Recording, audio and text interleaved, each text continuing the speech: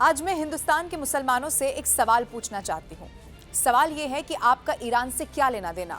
जंग इजराइल और ईरान में हुई है, वहां इजराइल के साथ अमेरिका है, खात्मा खामनेई का हुआ है और आप रहते भारत में हैं।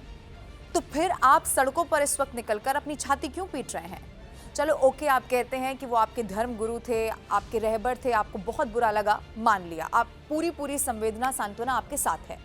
लेकिन इससे भी ये कहाँ जस्टिफाई होता है कि आप हिंदुस्तान की सड़कों पर निकलेंगे, उन सड़कों को जाम कर देंगे, कानून को अपने हाथ में लेंगे और सड़कों पर निकलकर कुछ लोग ये कहेंगे कि हमें हिंदुस्तान से कोई वास्ता नहीं है। और वो छोटे छोटे बच्चे जिनके वीडियो सोशल मीडिया पर इस वक्त वायरल हैं, जो ये कह रहे हैं कि अगर हमें मौका मिले तो चाहे 20 साल जेल जाना पड़े लेकिन इजराइल को घर में घुसकर मारेंगे। आप सोचिए, इतने छोटे छोटे बच्चों को आप धर्म के नाम पर किस तरह की शिक्षा दे रहे हैं। हमारे मुल्क में भी जवानों की शहादत हुई थी पुलवामा में। आपने पाकिस्तान के खिलाफ तो इस तरह के प्रोटेस्ट नहीं किए। पहलगाम में निर्दोषों को जब मारा गया था, धर्म पूछकर गोली मारी गई, तब आपने शहादत की बात क्यों नहीं की? इन तमाम घटनाओं पर आपने गुस्सा इस वक्त क्यों नहीं दिखाया जो इस वक्त आप ईरान के लिए दिखा रहे हैं? इसीलिए आज आपसे सवाल पूछा जाएगा। अब आपको बहुत तल्ख लग सकता है, लेकिन एक सच्चाई मैं आपके सामने रखती हूँ। ये वो ईरान है जहाँ का इतिहास ये कहता है कि यहाँ जो इस्लाम है वो अपनाया नहीं गया बल्कि थोपा गया है। इस्लाम से पहले वहाँ का राजधर्म पारसी होता था।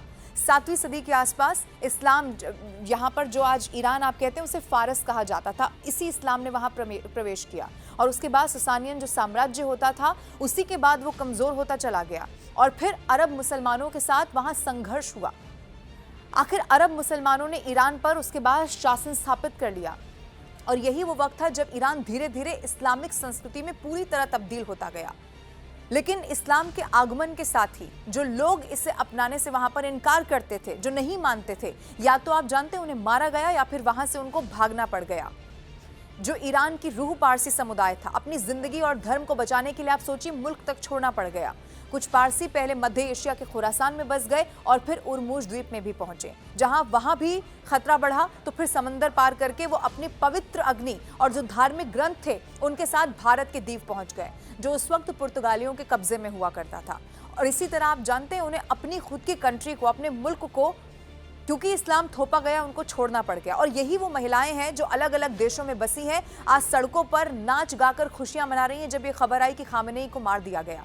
इसीलिए मेरा सुझाव उन लोगों को है और खासतौर पर उन महिलाओं को जो ज़बानी एक बार उनको सुन लेना चाहिए कि इस इस्लामिक शासन की वजह से वो महिलाएं जो प्रताड़ित हुई, जिन पर पाबंदियां लगाई गई, उन्होंने क्या क्या उस वक्त झेला।